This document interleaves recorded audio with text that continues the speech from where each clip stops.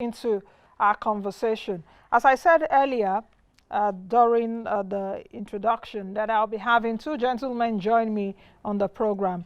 Let me start by introducing them. They're joining me virtually.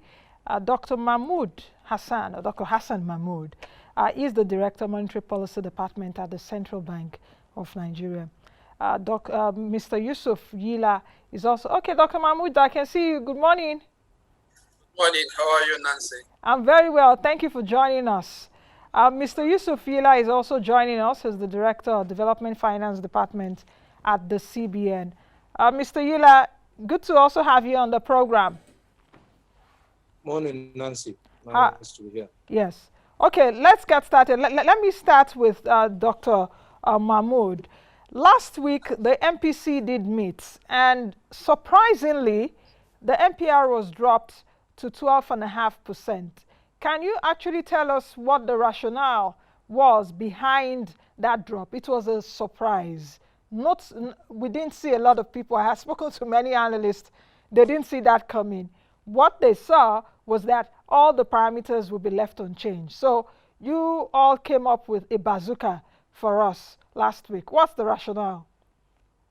Yeah, like you also watched. We also watched the pre-analysis before the MPC, and I saw every other person thinking that it's going to be a whole, given the things that we've done already, the fiscal stimulus, monetary stimulus, there's enough liquidity in the system, so it very the pound vote. But what informed, because this is a trying time, this is a crisis period, and in crisis period you get surprises. Well, what informed the reduction in MPRs principally was the fact that we want to stimulate growth. Yes, we know that inflation is picking up. However, we need to make a signal. Don't forget that monetary policy is invariably a signaling tool to tell the operators and the general financial system and the markets to know that this is where the central bank is going. We're bringing the cost of fund down, and that should translate to other money market instruments, and that should be able to drive credit growth to the economy, stimulate the aggregate supply that we're looking at to take us out of this COVID-19 lockdown. Don't forget that during the lockdown, the economic activity stopped. And if you look at the data from the world economies and everywhere, this number one global recession is already, kind of confirmed. And most projections show that most economies are going to enter into recession. So for that reason, we need to take, active measures now to be able to stimulate the economy as the economy opens gradually, so that funds flow into the economy to drive these production processes. And as supply and production grows, you see that economic activities pick up, and then the economy may be able to escape the recession that is being projected by most economies. So principally, it is to drive this liquidity in the system so that you have the funds to expand. Don't forget, we have this loan to credit ratio that we need to make sure that the SMEs, the MSMEs, and all the small businesses that are the main employers of labor are active and able to start their businesses and grow again and recover from this lockdown impacts. Now, Dr. Mahmoud, I'll still stick with you. Mr. Yila, just give me a few seconds because Dr. Mahmoud is the Director of Monetary Policy Department, so he will answer all my questions as it regards monetary policy. So let me stick with you a bit. What would you tell to people or to analysts that say that they expected the MPC to reduce the cash reserve requirement from 27.5% where it is right now? That is where perhaps effectiveness would be, unlike the monetary policy rate, which banks or the markets do not really react to effectively. What's your response? Okay, while we're deploying these tools, we look at various other parameters within the system. We look at the liquidity level as at where we are today, and we also look at what proportion of this reserve money. Don't forget that we're doing, monetary targeting and monetary policy framework. And we look at the quantity of money in the system. And we look at the absorptive capacity of the economy to take in those amounts of money. One, we have currently managing liquidity, excess liquidity in the system, that is in the banking system now, because those activities that have not been deployed. We don't want banks to have huge balances. We want banks to be doing intermediation. And to do intermediation, the economy has to be de-risked for this private sector to have the incentive to do that. That is one role that CBN needs to play. And in that role is to send a signal to the economy that the cost of fund, because the interest rate is just one of the components of the cost of fund. And that is one we have control over. All other components which are structural or operational to the bank, they also have control over that, which include infrastructure and stuff like that, which the government is also supposed to provide, so that in general the total bucket of cost of funds reduced. And that is what will trickle down to other rates in the money market, including the lending and the lending rates in the economy. So significantly, yes, there's this argument that we have the CRR bucket to look at, but also don't forget what is the volume of liquidity in that bucket. So looked at our LDR threshold. Where are the banks operating at that threshold? Do they still have room to expand credit with the level of liquidity in the system now?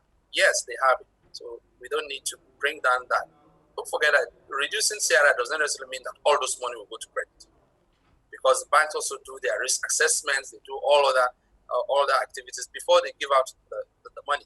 And we don't want them to continue putting those monies in treasury bills or almost. We want them to put those money into the real sectors of the economy. Okay, still sticking with, just let me quickly ask you this question, which is there an LDR forecast for this year? Because even as of last year, LDR for the banks, I think it was from 60 to 65%. In yes. I think the last two MPC meetings for 2019, the governor yes. did mention it. So is there an LDR forecast for this year, especially for banks, even as we battle the pandemic, or the MPC is also a bit not to pressurize the banks so much, because we know that every sector would be impacted by the pandemic? Significantly, yes, because particularly given the shock from the oil prices, don't forget that a lot of the banks, particularly big banks, are also exposed to the oil sector. So that there's that strain on the banking books, and that vulnerability coming in from that sector. So we're also being cautious on how we pull the strings on the banks, such that the banks are still very sound and safe to continue doing their businesses. So we've looked at that bucket and see that the best option for now is to just loosen this end of it and see how the banks expand. The LDR is still at 65. We're still looking at that. If we see more room for them to expand, the governor has said it before that even last year, that we can still project that to even 70%. But that is not what is on the table right now. And like I said earlier, these are trying times. It's a crisis time. So we need to be extremely cautious to see that we don't weaken the resilience of the banks to these emerging shocks. Okay. So let me go to Mr. Yila now. Dr. Mahmud, just hold on for me a bit, because I'll be shuffling between both of you. It's a big day, especially for those of us watching the market. Mr. Yila, I can see you. I haven't forgotten you. So let me start by asking you, the governor, 6 years in office today, this is actually the first governor that would have attained 6 years. At least I'm talking about since 1999. You know, I did reel out the data earlier in terms of the number. We've seen, I think, 4 governors, apart from Madam Adade, that acted from February to June 2nd of 2014. What is your own view about this, and for those watching the space? Thank you, Nancy. For me, the 6 years I'll coin is just simply pragmatism in action. The governor has really been focused on developmental policies that will affect, the generality of Nigerians through the real sector and other various interventions. One of the first things he did when he joined the bank in 2014 was to add another pillar to the strategy of the bank, focused clearly on development finance. And you can see the results. The facts are there to speak. The facts speak for themselves. I mean, if you take our food import bill, when he joined in 2014, the food import bill was $3.2 odd billion a year. As we speak, with the policies have been in place, he's brought that down to about $500 million. Capacity utilization in the manufacturing sector has increased by 29%. In agri alone, we've, through our policies, created about 4.8 million jobs. Take one of the commodities, rice. In 2014, when Governor Emefiele joined, rice yields were about 1.5 tons per hectare. As we speak today, the country is doing between 4 and 5 tons per hectare. Same thing across the various interventions that have been put in place is one positive note after another. Agriculture, which has been one of our major focus as a country, you can imagine based on the pandemic that has happened, there's already a supply shock. A lot of countries are going into protectionist mode. Vietnam, Thailand, that were major exporters of rice, are beginning to close their borders and their silos. You can imagine if the Anchor Borrower program that has been running for the last 4 years was not in place, we would be in serious food crisis. Just 2 days ago, the United Arab Emirates, who import about 90% of their food demand, are beginning to look at how they can start growing rice in the desert. And so the forward-thinking policies that have been put in place by the central bank, are beginning to pay dividends, because we're now self-sufficient in rice and so many other commodities. The longer-term ones like oil palm that have longer-term gestation periods in 2023 will be self-sufficient in oil palm. So it's really around pragmatism in action in the last 6 years and forward-thinking, crisis management. If you remember, in 2016, we had the FS crisis, and he was able to marshal the entire central bank to react quickly. And the lessons that we've learned in 2016, if you look at with the COVID-19, we had already done our scenario planning as early as January, and quickly rolled out initial policies, the 50 billion targeted at MSMEs and households, the 100 billion targeted at healthcare, and then the ultimate 3-year policy, the short, mid, long term. The mid-term around manufacturing, we have 1 trillion. A lot of manufacturing companies are already drawing down on that. And then the 15 trillion in FRACO. So it's really around pragmatism in action, forward thinking, unorthodox policies, but they're beginning to bear demand. And I'm sure for you, Nancy, you must have shopped last weekend. If you look at your basket 6 years ago of the shopping you did, and if you look at the shopping you've done now, there are more Nigerian-made products. So ultimately, there is a lot of value add and a lot of money in the pockets of our citizens. That would definitely summarize the 6 years of Governor Emefiele. Okay, I would interrogate all what you've said further, but let me stick with you a bit, because I remember that when Godwin Emefiele came in 2014, he did call us. I was there, and I heard him clearly when he said that the central bank moving forward under his tenure will be a people-focused bank. Do you think that the CBN under Emefiele has been able to attain that? Absolutely. And like I said earlier, the statistics are there to show. A people-focused governor, if you take the Anchor Borrower program, I said we have created 4.8 million jobs all over the country. You have farmers who've gone back to the land who are, farming 12, 13 different commodities.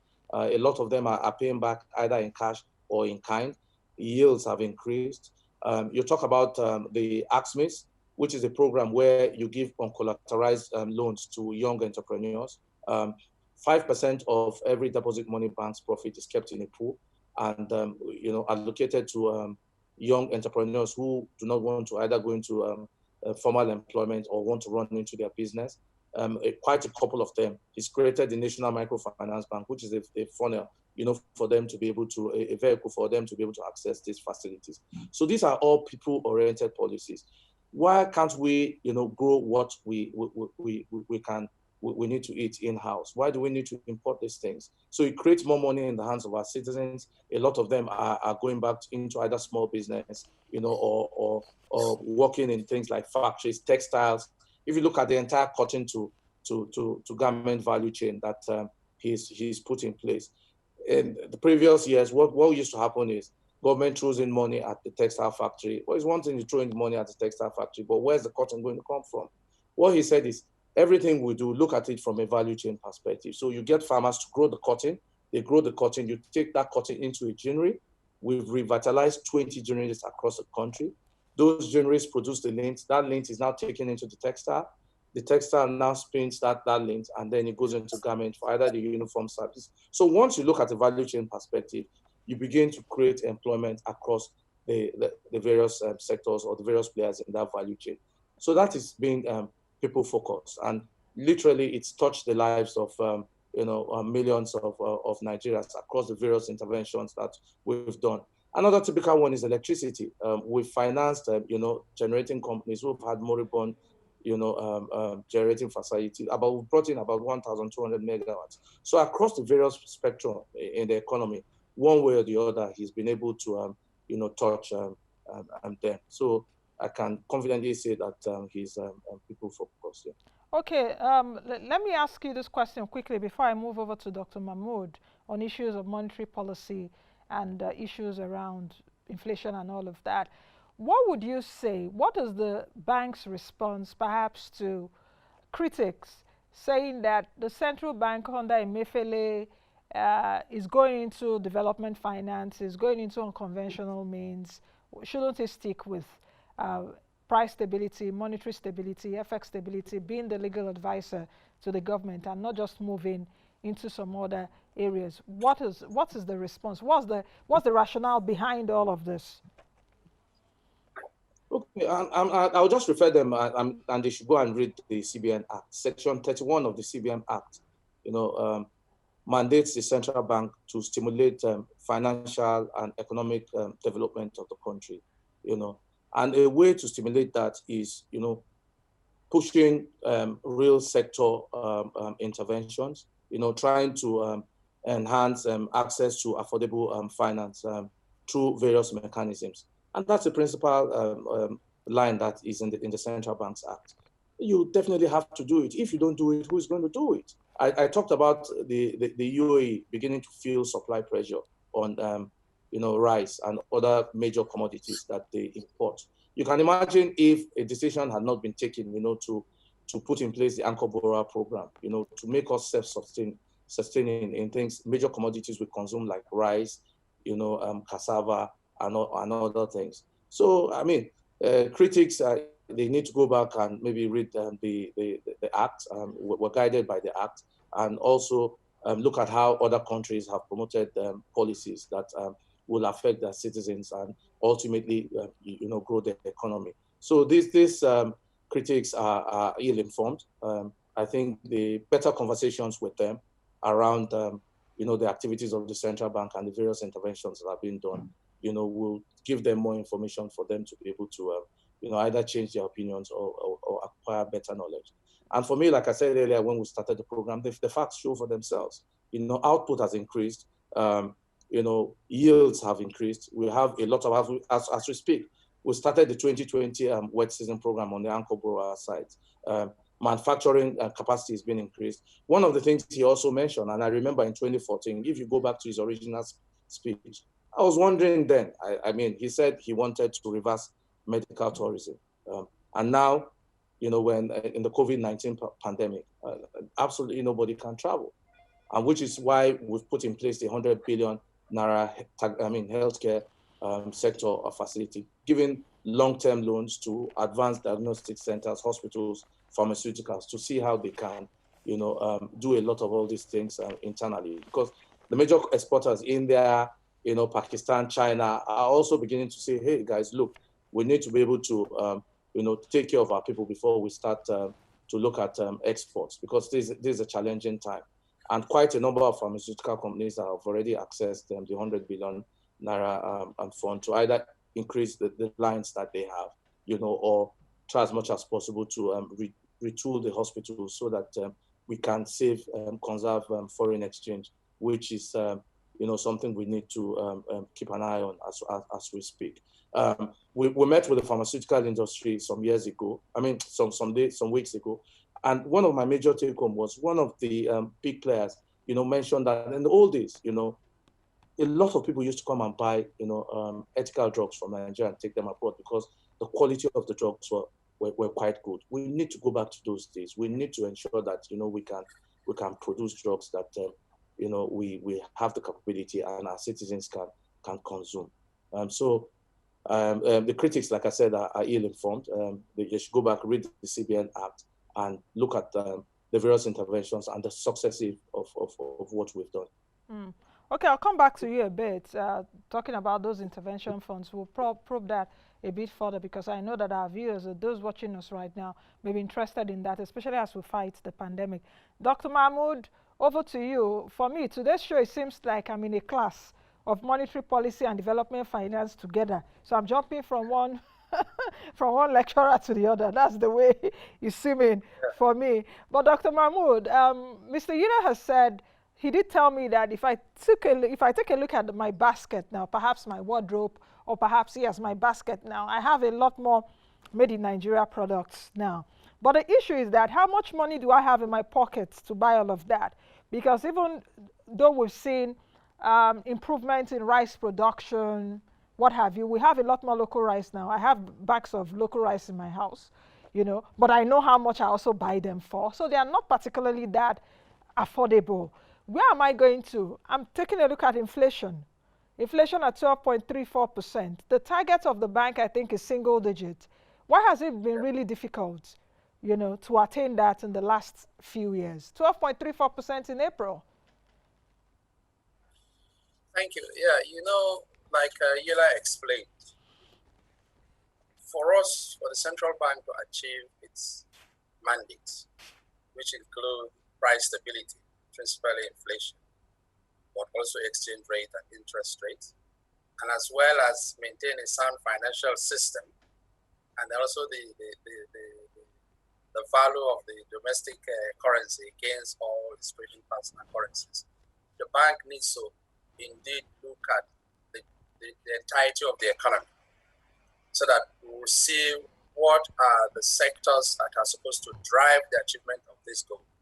So if you look at, for example, inflation, if you look at the CPI buckets, the biggest component of that CPI bucket is food prices. Mm-hmm. So when you see inflation numbers going up, you see that the main driver of inflation is food prices. And what are the factors that bring about those rising food prices? Some of them are exogenous factors beyond natural disasters and stuff like that, or the fact that the production is not meeting the demand of the domestic economy. And principally because we import some of those food items, exchange rates is very high, the competition cannot come in. So we're not even able to feed ourselves. So when you have this excess demand driving this very thin supply, you see prices going up. So and that also justify why we need to target the real sector. Because so long as we are not able to bring down these prices of food items, then you see inflation going above it's not within the control of the central bank. So doing these interventions will enable food or component of the basket significantly reduced in price because of the enough supply that you have there, and that will trickle down to the inflation number. So the initiatives at development finance sector is targeting at that. Secondly, for us to be able to sustain our exchange rate or retain the value of the domestic economy. Don't forget that we export, and we're trying to drive export from the non-oil sector. So we're going to drive that. We have to have incentives for those that are going to do those production to be able to have gains that enable them to continue that process. So for us to keep that exchange rate stable, we need to also drive processes that will enable us end those foreign exchange. The problem point is the supply of foreign exchange. We keep saying that our only source is oil price. So when oil prices go down, even if there's a riot in any of the oil producing countries, we start getting jittery. So those development, we need to get out of those kind of external shocks. So by the time we have enough generation of these exports and inflows of forests coming in, the central bank cannot have enough power muscle to defend the naira. The producers also have enough funds, autonomous funds within them to embark on their own activities. So issues of imports coming in and bringing in imported inflation to add to this inflation is reduced. Factors affecting that your export is not attractive, so they are not going out because of the value of your currency against other trading partner countries. It's also fizzle out. And then the third bucket of it is looking at the soundness of the financial system, which is supposed to be the catalyst for or finance growth through credit creation. Yeah, if the sectors that the financial sector is also exposed to are highly vulnerable, then you are likely to see failures or kind of delinquencies in the financial sector, and they will not be able to continue as a going concern. So it is also important to look at what sectors will be beneficial to the economy and also to the gains of the financial sector. So if you look at before now, the banks don't want to put investments in the agricultural sector because it's highly risky. The data there is extremely very poor, and you don't want to give a loan to someone that you cannot trace his house, or you cannot cross the river or swim to go and get your money back, or you don't even have collateral to hold for it. And those justify why we also go into those areas to de-risk. That's why we created NISA in the first place, to de-risk that sector so that it will be attractive for banks to go. Remember, there was a time we also asked, it's still gone, asked banks that if you have any financing project in these real sectors of the economy, particularly the SME, we'll draw down on your CRA. Come and draw down your CRA for this package and go and deploy it. But still, we saw the inflows from that side was still weak at that time, because we need to also make the banks, we as supervisors, we look at the books of the bank and see that their risk management mechanism is very, very robust, because we don't want banks to fail. And their main business is to create credit. So if they are supposed to be sound in that area, their best bet is to go to risk-free instrument where they don't have any risk. But that risk instrument is not going to drive growth for us. We don't want them to be invested in treasury bills.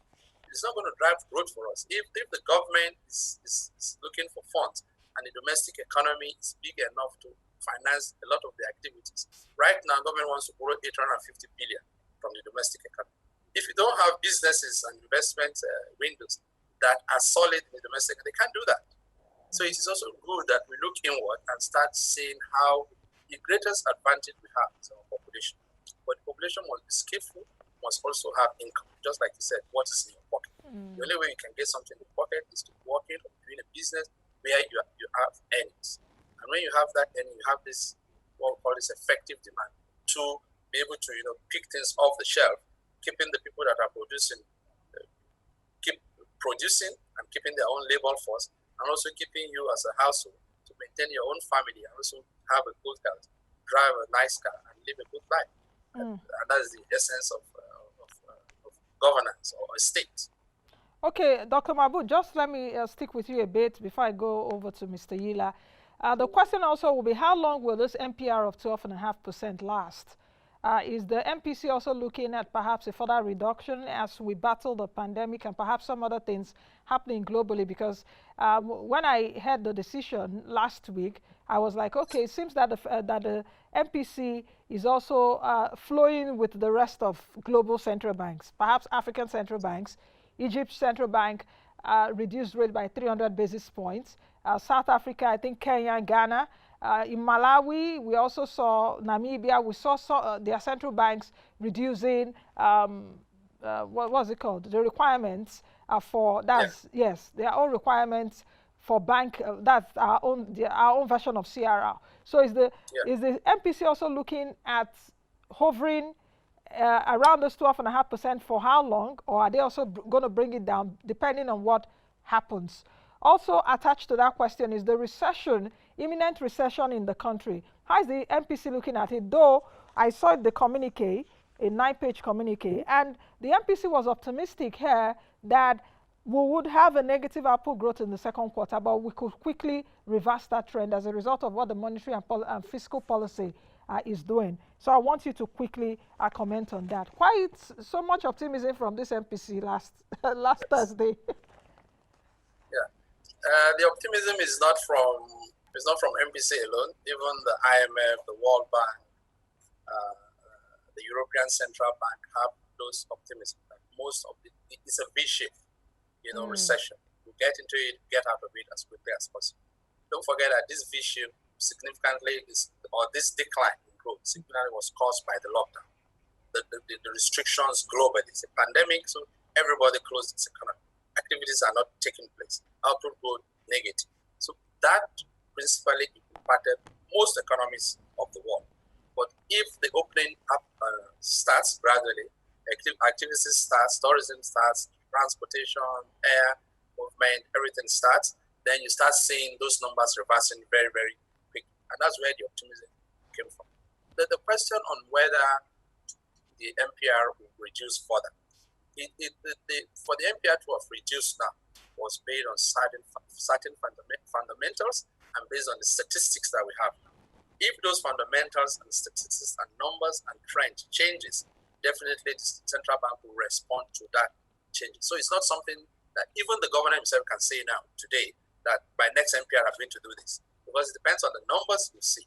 Our inflation numbers come out monthly, other GDP numbers come out at this. And so by the time you get those statistics in, then you'll be able to appraise the system as against your objective where you're going and say, okay, let us stay bold and see how this triple and let's consolidate on this game. No, the gains are not coming at let us tweak to this side. You have every 2 months to look at this parameter. And I also remember that MPR or the central bank or monetary policy tool is within a global tool of the economy. There are fiscal developments too.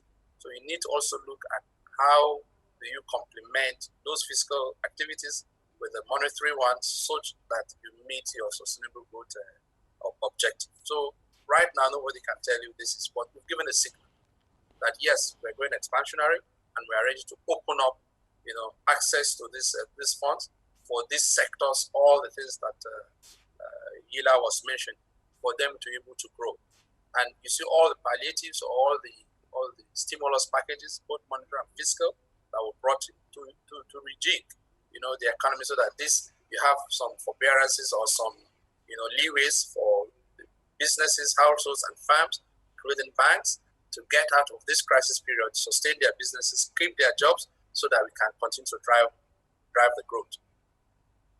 Okay, Mr. Yila, let's come back to you because, see, you are the Director of Development Finance. So most of these intervention funds, you take a look at them. And just like Dr. Mahmud had said, that we're expecting like a V-shaped recovery because of the lockdown. The V-shaped recovery would also be stemmed from the accessibility of some of these intervention funds, like the 50 billion Naira NISL microfinance targeted credit facility to be disbursed by NISL Microfinance Bank and some others. So it depends on the speed and the pace at which Nigerians assess this, kickstart their businesses again. We hope that the recession will not be too deep, or we should not even enter a recession. So just speak to my viewers about some of these intervention funds, because I've seen that the lacuna there is that some people may not even understand this. Of course, we are 200 million people in Nigeria. So we need to keep up with that publicity as much as we can. So just speak about some of those facilities and how Nigerians can take advantage of it. Okay, thank you, Nancy. I'll speak to the ones that affect the larger body of people. So because of the pandemic, we've created a 50 billion targeted credit facility, which is for households and SMEs. Because these are unusual times, a couple of people have lost their jobs, businesses are slowing down. That 50 billion is for them short-term to take this facility. It's a loan, it's not a grant, for them to be able to meet their immediate requirements. So you have an SME who is maybe into printing because there's a demand shock. He's not receiving the orders he used to receive before. He has workers he has to pay. He can literally go on the portal and the National Microfinance Bank, apply for the facility, and straight through processing within 72 hours, he's granted that loan. So that's 50 billion for small businesses and households. Because we also know that a lot of people have been affected by the COVID, and indeed healthcare is going to be a big issue. We're proactive in putting in place the 100 billion Naira facility, which is going to go through the deposit money banks, really for pharmaceuticals, hospitals, advanced diagnostic centers. All they need to literally do is go to their bankers, apply for the loan. They'll go through a credit process, and then the bank sends this facility to us, and then we approve it. In approving it, the things we look out for are how many jobs are going to be created, how much FX is going to be saved, and speedily we approve it. Out of that 100 billion, I can tell you today that the central bank has disbursed over 16 billion to different pharmaceutical companies and hospitals. One is going to expand their intravenous line. One is going to expand the ethical drug lines that they produce. So that's another of the facility. A big one is the Anchor Borrower Program. This year, we've just commenced the 2020 wet season. We're going to be spending about 370 billion, financing through the deposit money banks, financing smallholder farmers in about 10 different commodities: rice, principally maize, sorghum, and cocoa, and a couple of others.